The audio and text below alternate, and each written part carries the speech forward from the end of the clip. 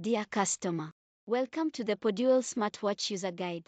If the weather forecast feature on your smartwatch is not showing or is inaccurate, you can follow the steps below to enable and use this feature. First, open the FitCloud Pro app, go to Device, and enable the weather forecast feature. Then, go to your phone settings, tap Privacy Security, and enable Location Services. Finally, scroll down your phone's screen, find the FitCloud Pro app, and select Always and enable Precise Location. Now, your smartwatch will be able to use the weather forecast feature. Note: to use this feature, please ensure that the FitCloud Pro app remains running in the background on your phone. Due to the different update frequencies between smartphones and smartwatches, there may be a temperature deviation of 1 to 3 degrees Celsius.